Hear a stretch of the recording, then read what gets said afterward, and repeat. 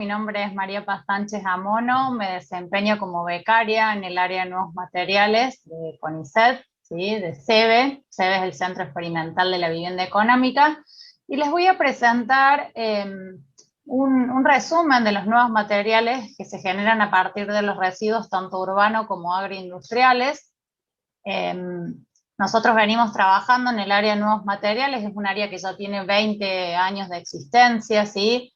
CEBE tiene doble dependencia, es una unidad ejecutora de CONICET, ¿sí? Como todos saben, hay institutos de investigación en todo el país, depende de CONICET y depende de AVE, que es la Asociación de la Vivienda Económica. Y bueno, estas son todas las personas que forman parte del área Nuevos Materiales. Es un equipo interdisciplinario en el cual trabajan arquitectos, químicos, diseñadores industriales, que bueno, que unimos nuestros conocimientos para desarrollar estos componentes constructivos en base a residuos. Bueno, esto es un poco presentarles de qué se trata CEBE y AVE, la misión que tiene, ¿sí? es aportar desde la temática del hábitat, el trabajo y el desarrollo hacia la construcción, que integre a todos los sectores de la sociedad, ¿sí? Para beneficiar equitativamente a todos sus habitantes. Ya voy a hablar un poquito más de lo que hacemos, que son las transferencias, trabajamos con barrios vulnerables, ayudándolos en la construcción de sus viviendas. Para comenzar elegí esta obra, que es de un artista plástico que se llama Daniel Canogar, y la quise usar como disparador, que bueno, que acá quiero que ustedes a lo mejor abran los micrófonos o lo hacen por el chat, que se animen a contar un poco qué es lo que están viendo en esta imagen o qué sensaciones les genera esta imagen. Si hablan por el chat, Rodri, si me lo podés leer, o bueno, o abren los micrófonos, como quieran. ¿Qué ven en esta imagen? Parece que la gente está un poco tímida todavía. Bueno, Toda gente nadando en residuos. exactamente. Bien, ¿qué más?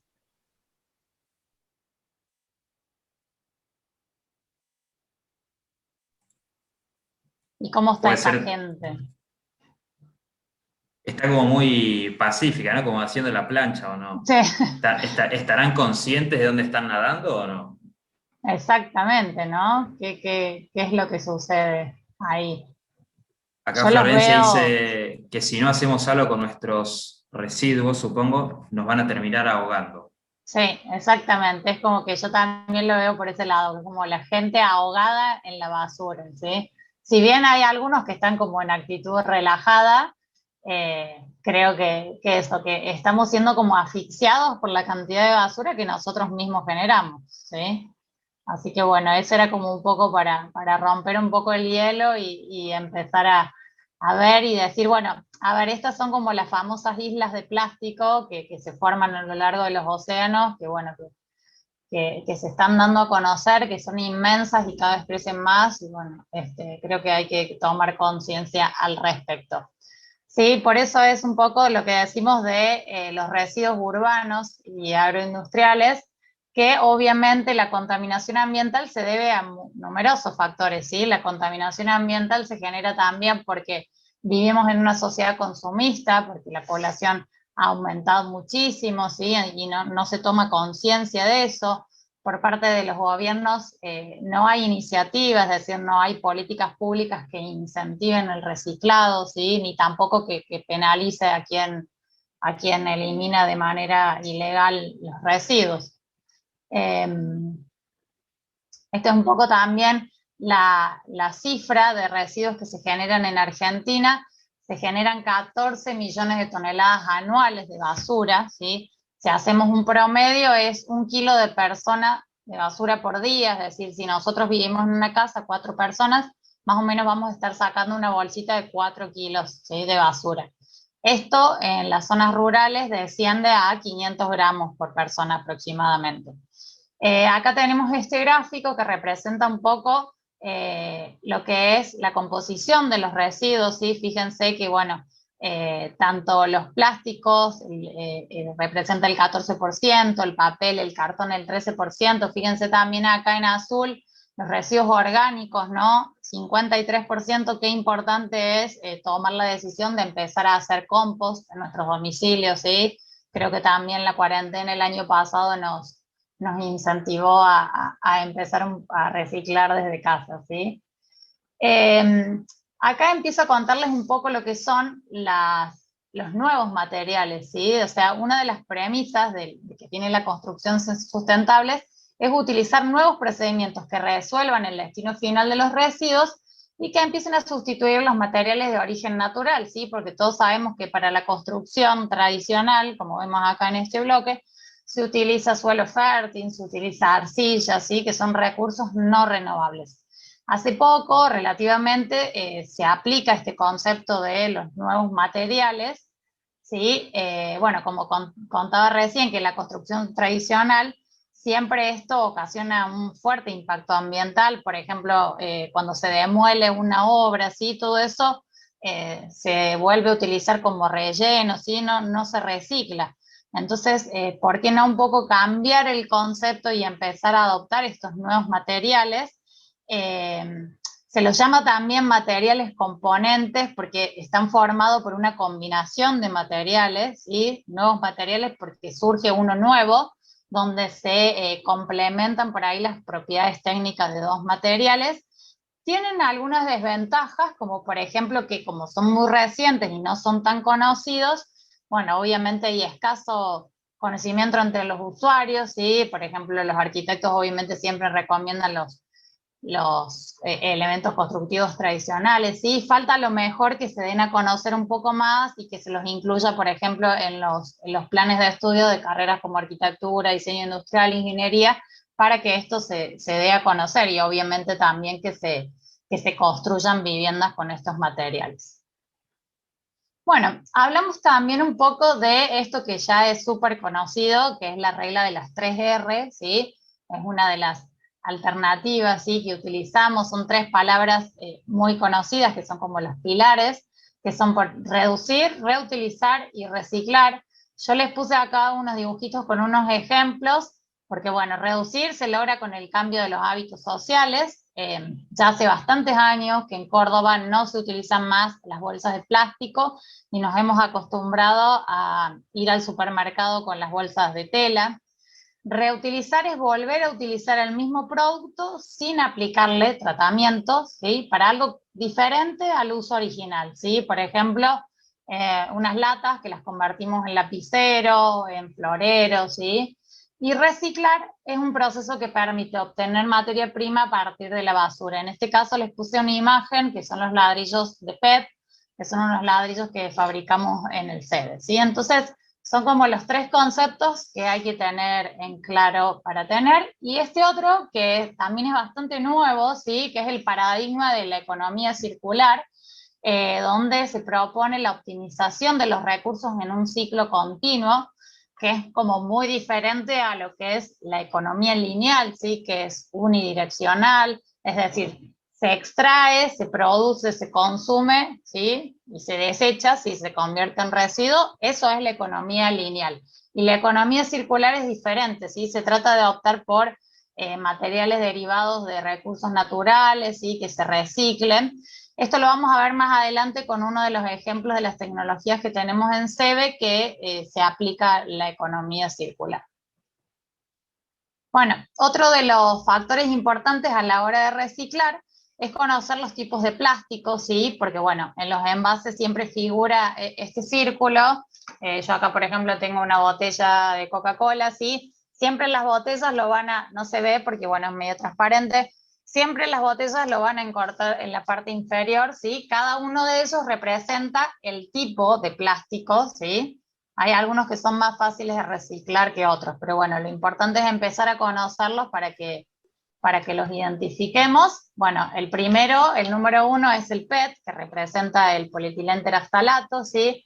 Que se encuentra más que todo en las botellas de agua, de gaseosa, ¿sí? Es el plástico más fácil de reciclar. Coca-Cola ya está produciendo botellas con sus propias botellas trituradas y se hace de nuevamente la botella.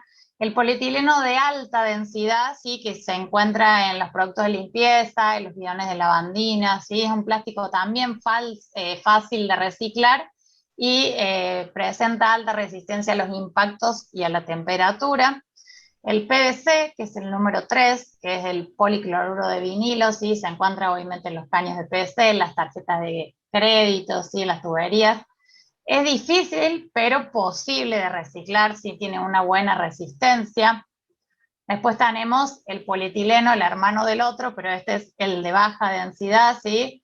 El papel film, las bolsas de compra, ¿sí? Es un plástico difícil también, pero posible de reciclar. Yo acá les traje otro ejemplo, ¿sí? Que, bueno, se han empezado a elaborar estas bolsas que están hechas con fécula de maíz, ¿sí? A base de aceites vegetales, ¿sí? Pero bueno, eso también depende de la normativa de cada lugar donde se las utilice, porque bueno, ya tenemos también el hábito de las bolsas de tela. El polipropileno, ¿sí? El número 5, es el que se encuentra en las tapitas de las gaseosas, las sillas de plástico del jardín que uno utiliza, los tapones de las botellas también. Es un plástico muy resistente, fácil de moldear, por eso se realizan numerosos productos. Otro bastante conocido que ya lo hemos dejado de utilizar porque, bueno, no tenemos congresos presenciales, era cuando en el coffee break nos ofrecían este vasito, ¿sí? Que está hecho de poliestireno, que son estos vasos térmicos, ¿sí? También es un plástico difícil porque tiene una exposición térmica que libera químicos, pero bueno, también es posible reciclarlos, pero generalmente luego de un evento se los tiraba a la basura. Y el número 7, que se denomina otros, porque generalmente cuesta identificarlo, porque es una mezcla de plásticos que puede ser como, por ejemplo, los que se emplean en las mamaderas y en objetos para bebés. Entonces esto es como un pantallazo general de los tipos de plástico. ¿Qué pasa con el destino final? Es decir, ¿a dónde va a parar esos 14 millones de toneladas de basura que generamos nosotros? Si tomamos el 100%, se puede decir que el 30% es de difícil recuperación y el 70% que es recuperable, solamente el 10% es lo que se está reciclando. Y el resto va a parar a vertederos controlados y a basurales a cielo abierto, ¿sí? Que ahora vamos a ver un poco la diferencia entre cada una. Bueno, acá tenemos una imagen de un basural a cielo abierto. ¿Qué genera el basural? Riesgo de incendio, porque por ahí para minimizar la cantidad de basura se hacen quemas de manera clandestina, contamina obviamente el aire, el agua, el suelo, hay proliferación de animales y vectores de enfermedades como por ejemplo roedores o los mosquitos que transmiten el dengue. Hay segregación social, ¿por qué? Porque aquella localidad que se encuentra cercana a un vertedero sí es como que empieza a perder valor, se desvaloriza el entorno, ¿sí? A lo mejor también se generan, bueno, olores molestos, ¿sí? Tiene un montón de consecuencias negativas, pero bueno, obviamente es algo que existe. Acá tenemos un mapa de la ciudad de Córdoba, que tanto dentro y fuera del anillo de circunvalación, La Voz del Interior hizo un relevamiento de la cantidad de vertederos, de basurales a cielo abierto que hay en la ciudad, y bueno, obviamente esto crece día a día y bueno, hay que empezar a erradicarlo, ¿sí? Y después tenemos los llamados rellenos sanitarios, ¿sí? Que ya esto es una forma de disposición final de la basura un poco más controlada, ¿sí? Donde se cava una fosa, ¿sí? Que se protege con una membrana. Bueno, acá la ven mejor en esta fotografía. Fíjense también el tamaño y la escala que tienen los camiones de la basura, es decir, que se arman fosas de acuerdo a la capacidad de generación de residuos de esa localidad. Se van armando fosas que se cubren con una membrana geotextil, ¿sí? Para que eso de manera se evita que los líquidos lixiviados entren en el suelo fértil, ¿sí? Después se hace una extracción de esos líquidos y se va depositando la basura y se la va compactando con camiones, ¿sí? De manera tal de reducir el volumen. Esta es como una forma ordenada, sí, ya hay muchas localidades en Córdoba que cuentan con rellenos sanitarios. Bueno, y acá tenemos también una imagen que resume un poco lo que son los desechos de baja degradabilidad. ¿Sí? Si nosotros vemos y tomamos conciencia de que si yo tiro una lata en las sierras, cuando me voy el fin de semana, sí demoran de 10 a 100 años en degradarse. El papel de 6 a 20 semanas, las bolsas de 20 a 100 años, los NFU, que son los neumáticos fuera de uso, 600 años aproximadamente, los plásticos 500 años y duran más si están enterrados, ¿sí? Y las pilas 1000 años aproximadamente. Entonces es como que cuando nosotros tenemos en la cabeza estos tiempos, ¿sí? Empezamos como a tomar un poco de conciencia de decir, no, miren cuántos años va a demorar en degradarse. Y bueno, nosotros tenemos como nuestra meta o nuestra premisa la reutilización y el reciclado, porque bueno, como decía uno de los fundadores de SEBE, que es Horacio Berreta, no sé si puedo sacar esto.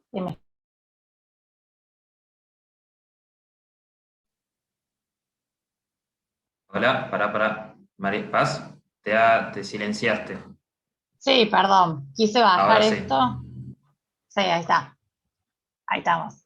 Bueno, lo que les decía es que una frase que dijo Horacio Berreta, que era el fundador de SEBE, es que la basura es un problema y la vivienda una necesidad, ¿sí? Entonces, ¿por qué no empezar a utilizar a reutilizar estos residuos para transformarlos en componentes constructivos? Acá también les cuento un poco cómo es el proceso de aprovechar un residuo, ¿sí? Porque primero se hace como un análisis bueno, se analizan los residuos sólidos urbanos, industriales y agroindustriales, ¿sí?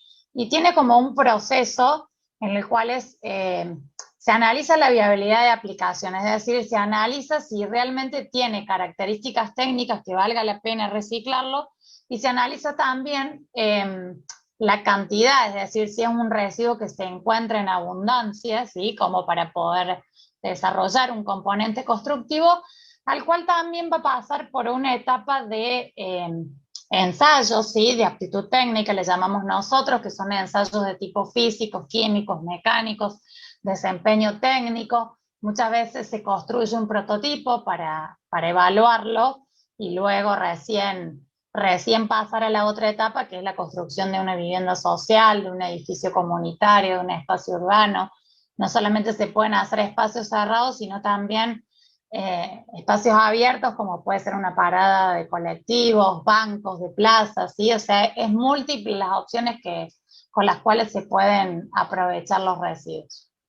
¿Cuáles son las ventajas de estos componentes constructivos? Sí, obviamente que cuidan el medio ambiente, resguardan los recursos vírgenes porque su materia prima está netamente compuesta por un residuo. Generan esto, ¿no? La conciencia social ambiental y decir, bueno, a ver, yo le puedo dar una nueva vida a este residuo y transformarlo en algo que me sirva para la construcción.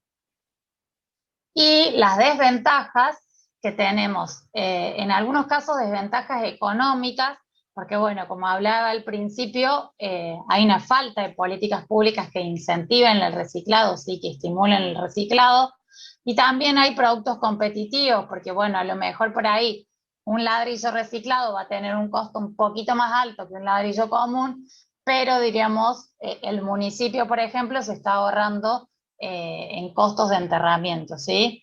Y prejuicios sociales, ¿sí? Porque voy a estar utilizando o voy a estar construyendo una vivienda hecha con basura, ¿sí? Pero bueno, hay que hacer como un cambio cultural y empezar a decir, no, yo realmente estoy cuidando el ambiente y estoy reciclando, ¿sí? Y estoy como dándole una nueva vida a algo que en realidad iba a terminar enterrado en un basural, ¿sí? Y bueno, algunas desventajas técnicas que ya lo vamos a ver cuando comparemos dos tipos de componentes, uno tradicional y uno reciclado, que bueno, que eso se ha determinado a través de los ensayos. Hasta algunos casos tienen mejor desempeño los que son a partir de materiales reciclados. No sé si querés, Rodri, que hagamos una pausa ahí antes de empezar con las tecnologías, porque bueno, acá viene la otra parte. Hasta ahora venimos bárbaro, así que ¿Venimos si bien? querés, sí, seguimos avanzando, que de Bueno, no hecho hay ninguna viene pregunta. interesante. Bueno, seguimos entonces. Bueno, ahora sí, esta es como un pantallazo general de las tecnologías que ha desarrollado el CEBE. Voy a mencionar todas y una por una y vamos a ir viendo sus procesos constructivos, ¿sí? Hemos desarrollado componentes constructivos con PET, paneles con residuos plásticos, tejas con neumáticos fuera de uso y plásticos reciclados, desechos como aditivo para cemento y paneles con cáscara de maní. Bueno, este es el primer desarrollo, como dijimos, el plástico es el número 1, el PET, el polietileno teraftalato, ¿sí? Esto tiene un proceso tecnológico sencillo, ¿sí? Es muy fácil de elaborar porque, bueno, obviamente las botellas se trituran en una máquina trituradora especial y se obtiene estas partículas, ¿sí? Que son unas partículas pequeñas, una granulometría específica, y se las mezcla con cemento y se obtuvieron estos tres productos. Los ladrillos, ¿sí? Similares a los ladrillos comunes, los bloques de muro, que son similares a los bloques de hormigón, y los bloques para techo, ¿sí? Quien sabe de construcción, estos bloques se utilizan combinando viguetas y bloques, ¿sí? También están hechos con la misma tecnología del plástico reciclado. Bueno, acá tenemos esto que les hablaba un poco de las ventajas y desventajas técnicas, ¿sí? Un ladrillo de PET se realiza, o sea, acá tenemos una relación de un costo 2:1, ¿sí? Pero si nos ponemos a analizar, por ejemplo, la desventaja es que en el de barro cocido se consume tierra fértil, se utiliza para los hornos la leña de desmonte, lleva muchísima mano de obra informal, ¿sí? En cambio, obviamente, el de PET sí se encarece un poco el costo porque tiene un precio utilitario más elevado, porque bueno, también nosotros hemos hecho el análisis de costos con personal de planta de CONICET, que bueno, que obviamente se encuentra en blanco, ¿sí? Entonces lleva por ahí ese cargo laboral que hace que se encarezca un poquito el producto, pero una de las grandes ventajas que tiene este ladrillo es la mejor aislación térmica. Yo con una pared de 15 centímetros de la de ladrillos de PET voy a lograr una aislación térmica igual que si hago una de barro cocido, pero de 30 centímetros de espesor. Entonces, es como que en realidad necesito la mitad de los de PET contra el doble de los de barro cocido, ¿sí? Entonces ahí esa diferencia que yo tenía 2:1 la termino salvando. Bueno, esto sí, Acá hay dos preguntas. sí, decime. Por un lado, ¿la materia prima para el CEBE llega a través de alguna cooperativa? Bien. Bueno, mira, en muchos casos sí, sobre todo con los ladrillos de PET, en realidad no cooperativa. En su momento tuvimos campañas con los colegios, con el Rotary, sí, en un momento recibíamos muchísimas donaciones, pero llegamos como a colapsar de botellas de PET, entonces bueno, tuvimos que frenar eso, pero bueno, sí, en este momento también nos encontramos en tratamiento bueno, con algunas cooperativas, bueno, también siempre nos consultan muchos colegios que vienen en la Semana de la Ciencia y la Técnica para ver si pueden donar botellas y eso. Se hizo en su momento, obviamente ahora por la pandemia también estuvimos frenados el año pasado, pero sí, porque ahora la verdad que tenemos un stock bastante grande y por problemas de capacidad de lugar no estamos recibiendo, pero sí, siempre se trabajó con donaciones. Por otro lado, Matías Garela pregunta si los bloques de PET son portantes. Sí, son importantes, ¿sí? Bien. Lo que quería acá mostrarles en esta tabla es la comparación de las propiedades técnicas, que bueno, que por ahí yo les señalé estas dos, que son como las más interesantes, porque bueno, ya esto lleva un poco más de análisis, es el peso. Fíjense la diferencia entre el ladrillo de PET y el ladrillo tradicional, ¿sí? 1,4 kg contra 2,5 kg, ¿sí? Entonces, eso también a la hora de trasladarlo, ¿sí? Hace bueno, que este sea muchísimo más liviano. Después hablamos un poco también de la conductividad térmica, la resistencia a la compresión y la absorción de agua, pero bueno, estos por ahí son datos mucho más técnicos. Esta es la segunda tecnología, que son los paneles con residuos plásticos. En este caso, acá tuvimos el apoyo de Arcor, la famosa firma de golosinas, que nos donaba también los envoltorios de golosinas, ¿sí? Bueno, de diversos tipos de plásticos, que en realidad ellos desechaban 200 toneladas al mes, y es diferente en el caso del ladrillo de PET, porque el ladrillo de PET tiene, a lo mejor la botella de PET por ahí tiene resto líquido de alguna gaseosa, y por ahí eso hacía que se empaste la trituradora. En cambio, este residuo es limpio, ¿sí? Que no había necesidad de recolectarlo, porque eran films de las golosinas que Arcor había tenido problemas en el entintado, ¿sí? Una falla en la impresión, entonces nos donaban estos rollos y nosotros los triturábamos. Bueno, tenía también una desventaja, que era como bastante heterogéneo, porque contiene una tinta superficial que tiene aluminio, entonces por ahí también costaba un poco la trituración. Este es acá un poco el proceso productivo que llevan estas placas. Fíjense, acá tenemos en la primera fotografía, este es uno de los molinos que tritura, ¿sí? Este tritura plástico PET, papel, ¿sí? Se ingresa y sale del otro lado ya la materia prima triturada.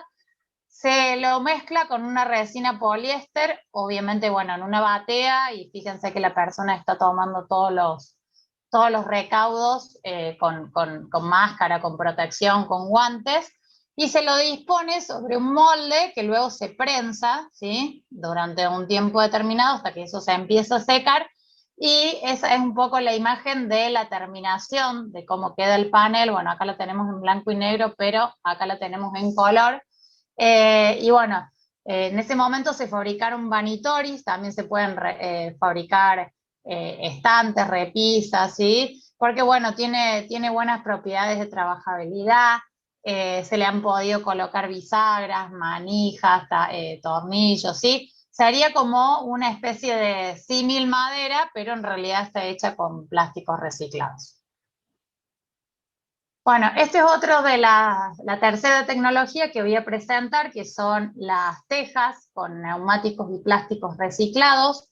Según un informe del INTI, en Argentina se desechan 100.000 toneladas al año. En realidad también este número está desactualizado, ya vamos por las 160.000 toneladas al año.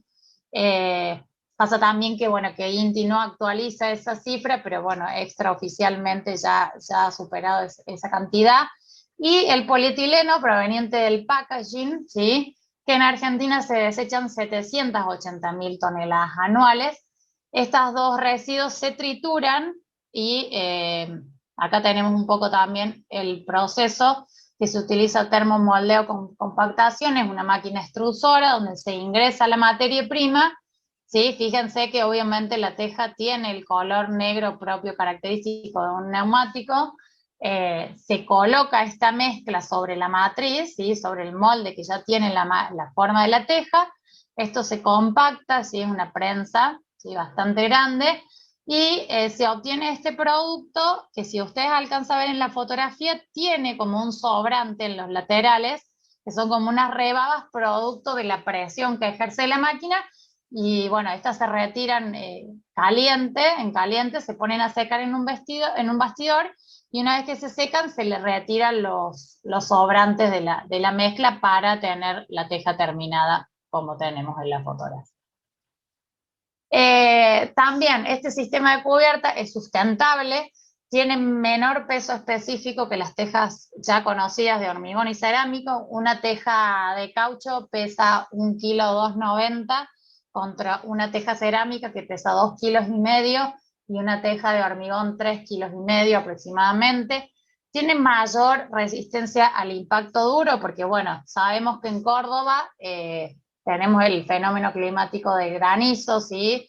Bueno, cae mucha piedra en nuestra provincia. ¿Y qué pasa con las tejas cerámicas? ¿Sí? Ocurre esto que vemos en la fotografía, se empiezan a resquebrajar, ¿sí? A fisurar, y bueno, nosotros le estuvimos haciendo análisis a estas tejas y tienen buena resistencia al impacto y a la flexión, entonces la piedra es como que rebota. Nosotros tenemos ya desde el año 2016 fabricado un prototipo en el CEBE, donde bueno, se ha evaluado que haya pasado 2 inviernos, 2 veranos, donde después se le hizo una inspección, y la Subsecretaría de Vivienda de la Nación nos otorgó el certificado de aptitud técnica que hace que este componente pueda ser utilizado en la construcción porque ha pasado una serie de ensayos y de inspecciones. Esto es lo que les contaba un poco de lo de la economía circular, ¿sí?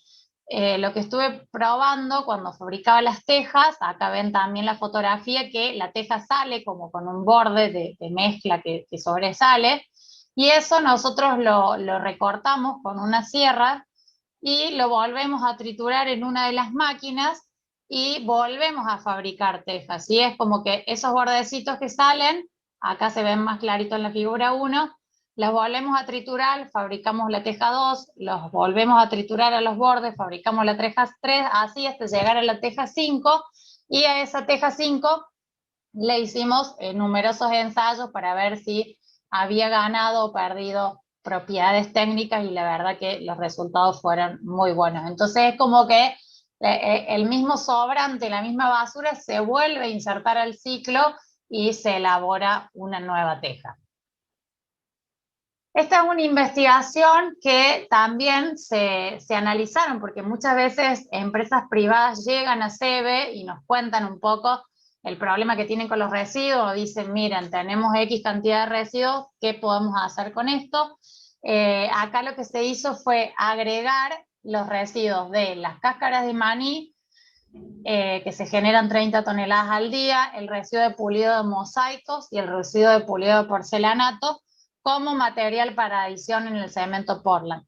En realidad esta es una investigación que quedó también como suspendida, pero bueno, es interesante también cómo de estas tres industrias que generan tantos residuos diariamente se los puede emplear. En realidad esto también lo relaciono un poco con otra de las tecnologías que tiene CEBE, que bueno, que como es muy reciente no le puse en la presentación, que es con los RAE, con los residuos de aparatos eléctricos y electrónicos, que también estamos trabajando con una empresa que nos donaba ya triturado en realidad el RAE, y bueno, también estamos haciendo algunas pruebas de ladrillos. Y esta es una investigación que son los paneles con cáscara de maní.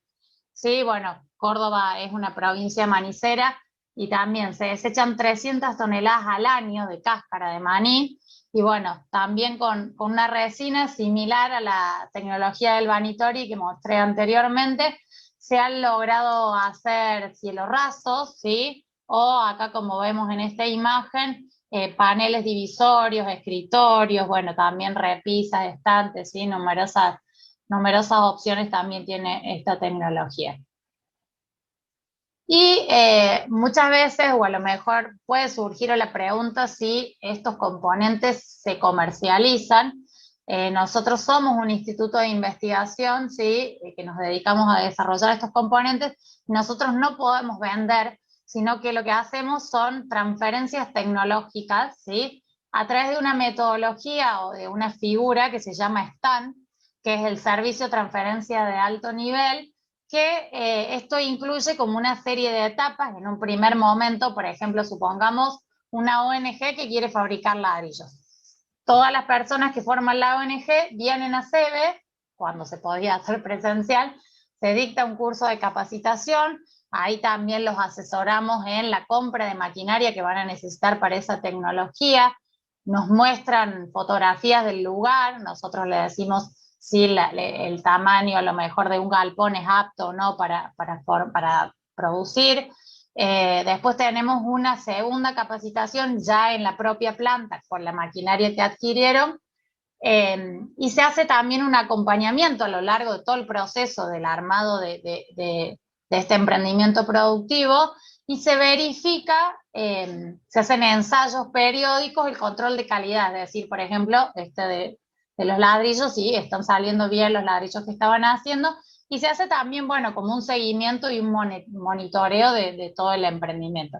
Siempre nosotros trabajamos con esta metodología, ya sea una empresa privada, un municipio, una ONG, una cooperativa, ¿sí? Obviamente siempre nos consultan de acuerdo también a la envergadura que tiene ese grupo de trabajo de personas, y también esto se hace en función a la relación de la cantidad de basura que tiene, ¿sí?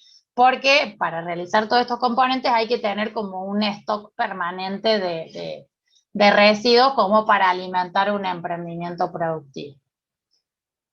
Y por último, quise rescatar, bueno, no sé si todos conocen a los ODS, los Objetivos de Desarrollo Sostenible que fueron propuestos por la ONU, ¿sí? Y el número 5 representa la igualdad de género, ¿sí? Y bueno, lo puse también porque en todas estas tecnologías siempre trabajan mujeres, ¿sí? Creo que la mujer siempre atraviesa por ahí algunos obstáculos culturales o siempre emprenden solas, ¿sí? Fíjense también que hay muchísimas mujeres emprendedoras, les cuesta por ahí conciliar el trabajo con la familia.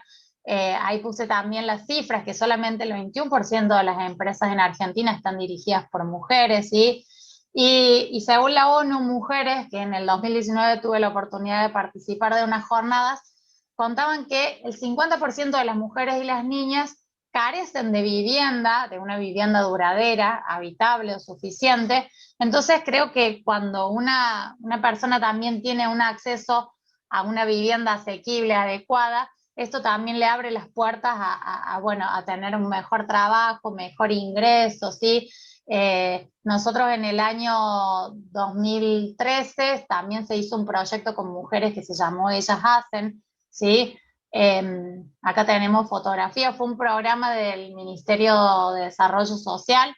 Lo que se hizo fue capacitar, y fíjense las mujeres ahí, muchas eran jefas de hogar, o que habían sufrido situaciones de vulnerabilidad, de violencia. Ellas mismas tomaron las capacitaciones en albañilería, en plomería, electricidad, otros oficios que generalmente son realizados por hombres, y bueno, ellas pudieron llevar adelante sus propias viviendas. También está el programa Ganar, Ganar, que es de la ONU Mujeres, ¿sí? Que forma parte de 6 países de América Latina, Argentina y el Caribe, también está Argentina entre ellos, que también brindan capacitaciones en el sector privado, bueno, también con el logro de los Objetivos de Desarrollo Sostenible, le dan financiamiento a las mujeres, y es como que en todos los ámbitos siempre hay a lo mejor un programa dirigido a las mujeres, y acá en Córdoba también hace poquito se formó We Start, pero en realidad esto ya es más referido a la parte tecnológica, ¿sí? Esto es, acompañan a la cultura emprendedora de las estudiantes universitarias en carreras que tengan que ver con la tecnología, porque bueno, siempre creo que hay como por ahí, el rol de la mujer obviamente ha tomado protagonismo estos últimos años, y que la mujer está venciendo sus propios límites, tratando de lograr por ahí un mundo mucho más objetivo, mucho más equitativo. Y yo también acá quise compartirles esta imagen porque, bueno, nosotros en SEBE trabajamos muchas mujeres, y siempre a la mujer como que se la asocia con las carreras de cuidados, ¿sí? Psicología, medicina, como que tiene que ver con la contención con la familia, y por ahí al hombre tiene que ver con la carrera de ingeniería o ciencias más duras. Y creo que hay que traspasar esa barrera y decir que hay que incentivar a que más mujeres bueno, se formen en ciencia y tecnología, y que se puede, y que bueno, tratar de incentivarlas a este tipo de carreras para darle un espacio a la mujer. Así que bueno, muchísimas gracias por compartir este momento conmigo, y les dejo también las redes, ¿sí? El correo y la página web de SEBE, donde también pueden encontrar un breve resumen de todas estas tecnologías que estoy hablando de nuevos materiales, y ese es el correo electrónico comunicaciones@sebe.org.ar por si quieren realizar algún tipo de consulta.